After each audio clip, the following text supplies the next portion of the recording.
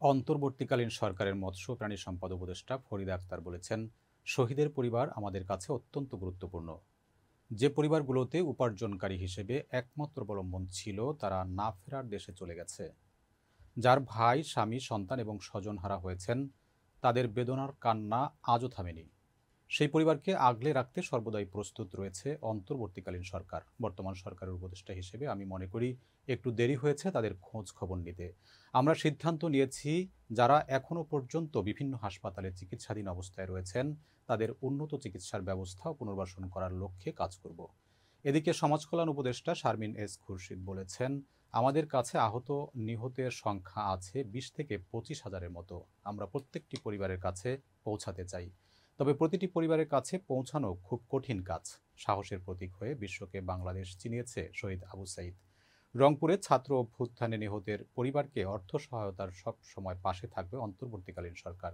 এদিকে জুলাই অভ্যুত্থান স্মৃতি ফাউন্ডেশনের সাধারণ সম্পাদক সার্জিস আলম বলেছেন, ফ্যাসিবাদের দোসররা বিভিন্ন জায়গায় দেশকে নিয়ে ষড়যন্ত্র করার পায়তারা চালাচ্ছে। এজন্য দেশকে সংস্কার করতে আরও একটু সময় প্রয়োজন। আপনারা একটু ধৈর্য ধারণ করুন, আমাদের পাশে থেকে সহযোগিতার হাত বাড়িয়ে দিন। আমরা আপনাদের আগামী বাংলাদেশ বিনির্মাণে সবসময় পাশে থাকব।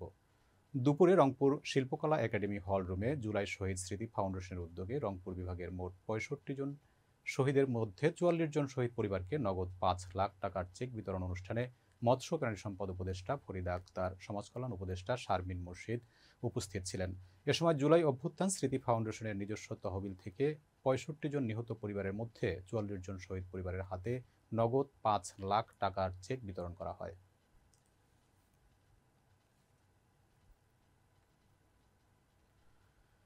সাম্প্রতিক সময়ে বিভিন্ন গণমাধ্যমে প্রকাশিত একটি সংবাদ প্রকাশের ঘটনায় প্রতিবাদ জানিয়েছে গাগলাজুর এলাকার স্থানীয় বাসিন্দারা। বৃহস্পতিবার বিকেলে গাগলাজুর বাজারে উপস্থিত স্থানীয় বাসিন্দারা বাজার এলাকার আশেপাশে বিভিন্ন নৌকা থেকে চাঁদাবাজির বিষয়ে প্রকাশিত সংবাদটির নিন্দা ও প্রতিবাদ জানান।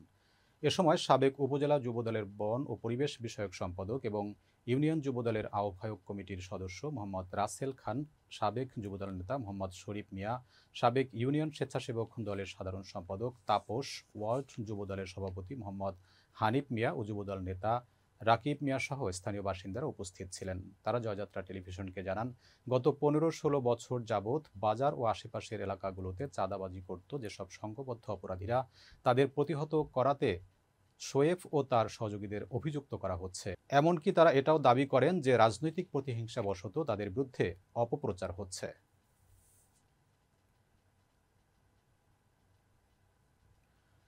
মধুপুরে দীর্ঘ ৪০ বছর পর পারিবারিক মিলন মেলা অনুষ্ঠিত হয়েছে। টাঙ্গাইলের মধুপুর উপজেলাধীন আলীপুর গ্রামের প্রয়াত শরীফ মণ্ডলের পরিবারের সকল সদস্যদের অংশগ্রহণে প্রায় ৪০ বছর পর অনুষ্ঠিত হলো ৩ পুরুষের পারিবারিক মিলন মেলা। শুক্রবার প্রয়াত শরীফ মণ্ডলের বংশধরের পৈতৃক বাড়ি আলীপুরে দিনব্যাপী পারিবারিক মিলন মেলার আয়োজন করা হয়। অনুষ্ঠানের শুরুতেই পবিত্র কুরআন থেকে তেলাওয়াত এবং পরিবারের যে সকল সদস্য মৃত্যুবরণ করেছেন তাদের আত্মার মাগফিরাত কামনা করে দোয়া অনুষ্ঠিত হয়। মনোমুগ্ধকর এই অনুষ্ঠানকে ঘিরে সকাল থেকেই ছিল পরিবারের সদস্যদের নিয়ে বিভিন্ন প্রতিযোগিতামূলক খেলার আয়োজন। দীর্ঘদিন পর একত্রিত হতে পেরে আনন্দে উদ্ভাসিত হয়ে ওঠে পুরো পরিবারের সদস্যগণ।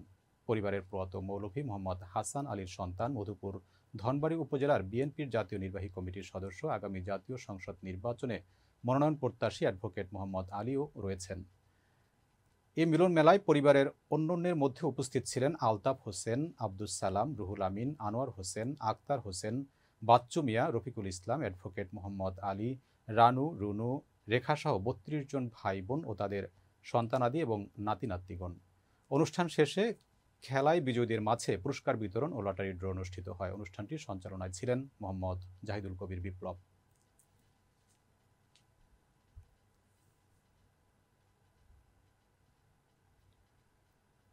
টাঙ্গাইল জেলা নুরানী শিক্ষক ফাউন্ডেশনের উদ্যোগে নুরানী মাদ্রাসা শিক্ষার্থীদের বৃত্তি পরীক্ষা অনুষ্ঠিত হয়েছে। সকাল ৯টায় শাহপুর তাহিরিয়া দারুস সুন্নাহ হাফিজিয়া নুরানী মাদ্রাসা ও এতিমখানা কেন্দ্রে ১৮টি মাদ্রাসার প্রথম ও দ্বিতীয় শ্রেণীর ৫০০ জন শিশু শিক্ষার্থী পরীক্ষায় অংশগ্রহণ করেন। আয়োজকরা জানান, ১০টি ধাপে টাঙ্গাইলের ৮টি উপজেলার ৭,০০০-এর অধিক শিক্ষার্থী বৃত্তি পরীক্ষায় অংশ নেবেন। এ সময় উপস্থিত ছিলেন ঘাটাইল সদর কেন্দ্রীয় জামে মসজিদের ইমাম ও খতিব আলহাস মাওলানা শহীদুল ইসলাম শাহীন, টাঙ্গাইল জেলা নুরানী শিক্ষক ফাউন্ডেশনের সভাপতি মুফতি মাহাদি হাসান, ক্যান্টনমেন্ট টিলা বাজার কেন্দ্রীয় জামে মসজিদের ইমাম ও খতিব হজরত মাওলানা আরিফ বিল্লাহ, ঝরকা কেন্দ্রীয় জামে মসজিদের ইমাম ও খতিব হাফেজ মাওলানা মুফতি মুস্তাফিজুর রহমান, ঘাটাইল দাখিল মাদ্রাসার সাবেক সুপার হজরত মাওলানা লিয়াকত আলী, ক্যান্টনমেন্ট মোড় টি জাংশন শাহপুর বাসস্ট্যান্ড জামে মসজিদের ইমাম ও খতিব হাফেজ মাওলানা মুফতি আবরারুল হক সহ শিক্ষার্থীদের অভিভাবক ও বিভিন্ন মাদ্রাসার শিক্ষকবৃন্দ।